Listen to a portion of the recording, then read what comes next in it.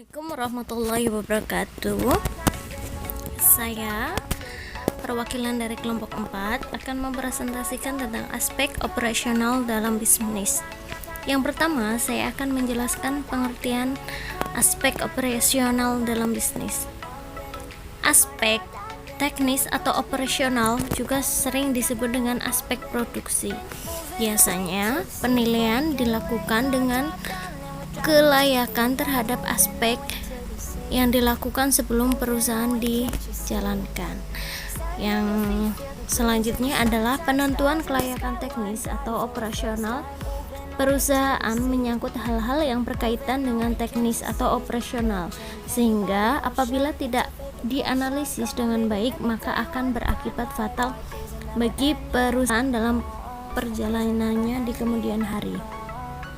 Di sini yang perlu diperhatikan adalah masalah penentuan lokasi, luas produksi, tata letak atau layout, penyusunan peralatan pabrik, dan proses produksi terhadap pemilihan teknologi. Kelengkapan kajian aspek operasi sangat tergantung dari jenis usaha yang akan dilakukan karena setiap jenis perusahaan mempunyai prioritas sendiri. Jadi, analisis dari aspek operasional adalah untuk menilai kesiapan perusahaan dalam menjalankan usahanya dengan menilai ketepatan lokasi, luas produksi, tata letak, penyusunan peralatan, kesiagaan, mesin-mesin yang akan digunakan, dan termasuk proses pemilihan teknologi yang akan digunakan. Di sini ada 5 tujuan aspek teknis atau operasional. Yang pertama, agar perusahaan dapat menentukan lokasi yang tepat baik untuk lokasi, pabrik, gedung, cabang maupun kantor pusat. Yang kedua, agar perusahaan dapat menentukan layout yang sesuai dengan proses produksi yang dipilih sehingga dapat memberikan efisiensi. Yang ketiga, agar perusahaan bisa menentukan teknologi yang paling tepat dalam menjalankan produksinya. Yang keempat, agar perusahaan bisa menentukan metode persediaan yang paling baik untuk dijalankan sesuai bidang usahanya. Yang kelima, agar dapat menentukan kualitas tenaga kerja yang dibutuhkan sekarang dan di masa yang akan datang. Selanjutnya, di sini penentuan strategi produksi dan perencanaan produk. Yang pertama, penentuan ide pokok. Yang kedua, pembuatan desain produk awal. Yang ketiga, pembuatan prototip dan pengujian. Yang keempat, implementasi. Selanjutnya, kualitas produksi. Menurut David Garvin yang dikutip dari Vincent Casper, menentukan dimensi kualitas barang dapat dilakukan melalui 8 dimensi. Yang pertama, performance. Yang kedua, features. Yang ketiga, reliability. Yang keempat, conformance. Yang kelima, durability. Yang keenam, serviceability. Yang ketujuh, aesthetic. Yang kedelapan, fit and finish. Sedangkan menurut Zeitmol ada 5 dimensi dalam menentukan kualitas jasa. Yang pertama, reliability, responsive. Yang ketiga, assurance. Yang keempat, empathy. Yang kelima, tangibles. Selanjutnya, teknik produksi yang digunakan. Yang pertama, berkaitan dengan pemilihan teknologi. Biasanya, suatu produk tertentu dapat diproses dengan lebih dari satu cara, sehingga teknologi yang dipilih pun perlu ditentukan secara jelas. Selanjutnya, patokan umum yang dapat dipakai, misalnya dengan mengetahui seberapa jauh derajat mekanisasi yang diinginkan dan manfaat ekonomi yang diharapkan. Selanjutnya, lokasi usaha dan layout. Yang pertama, strategi pemerintah dalam pengembangan proyek industri. Peranan tersebut berupa dukungan bimbingan ataupun pemberian keringanan dan fasilitas yang kadangkala dikaitkan dengan kegiatan investasi proyek di daerah-daerah yang ditentukan. Yang kedua adalah bobot pengaruh letak, daerah pemasaran produk, dan sumber bahan baku terhadap efisiensi operasi proyek.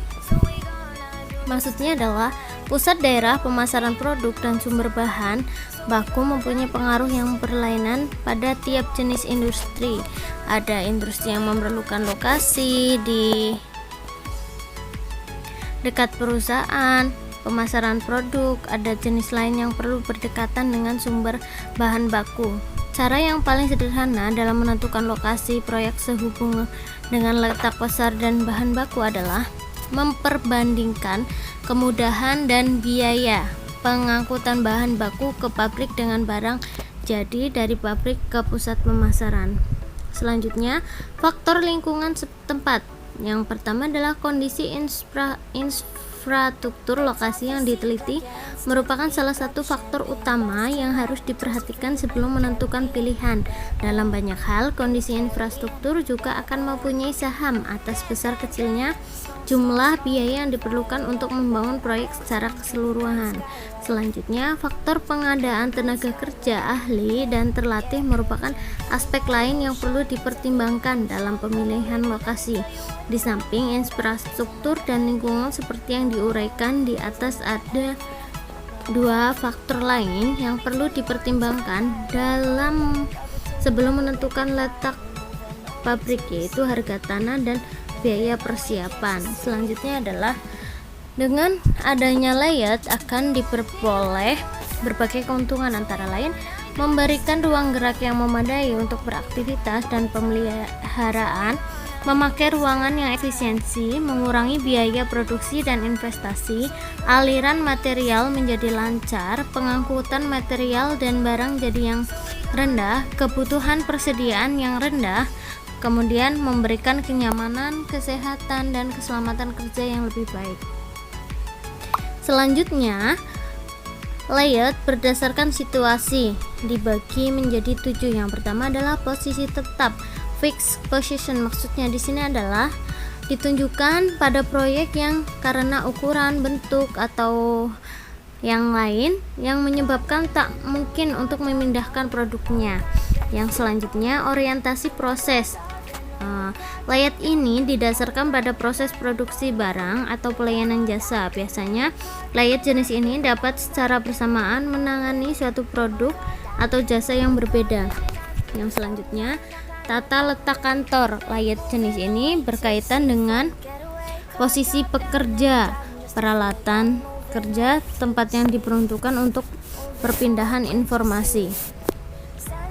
Yang selanjutnya, tata letak pedagang atau eceran, yaitu layout yang berkenaan dengan pengaturan dan alokasi tempat serta arus bermacam produksi atau barang agar lebih banyak barang yang dapat dipajang sehingga lebih besar penjualannya. Selanjutnya adalah tata letak gudang. Layout ini lebih ditunjukkan pada efisiensi biaya penanganan gudang dan memaksimalkan pemanfaatan ruang gudang. Selanjutnya, tata letak produk. Layout jenis ini mencari pemanfaatan personal dan mesin yang terbaik dalam produksi yang berulang-ulang dan berlanjut atau continue. Biasanya layout ini cocok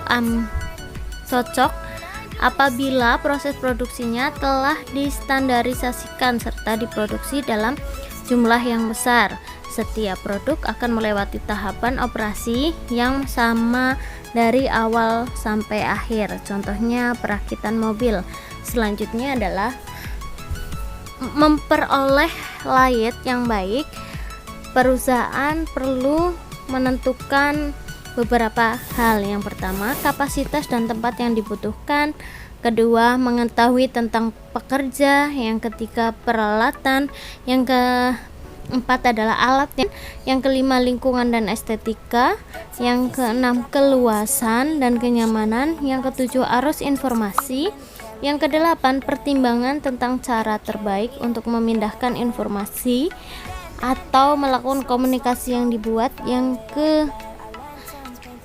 terakhir adalah biaya pemindahan antara tempat kerja yang berbeda. Selanjutnya, contoh untuk layout peralatan pabrik. Yang pertama, produk yang dihasilkan, kebutuhan terhadap ruangan, urutan produksi, jenis dan berat peralatan, aliran bahan baku, udara dan cahaya di ruangan, pemeliharaan dan fleksibilitas. Yang selanjutnya adalah kapasitas produksi. Kapasitas didefinisikan sebagai suatu kemampuan pembatas dari unit produksi untuk berproduksi dalam waktu tertentu.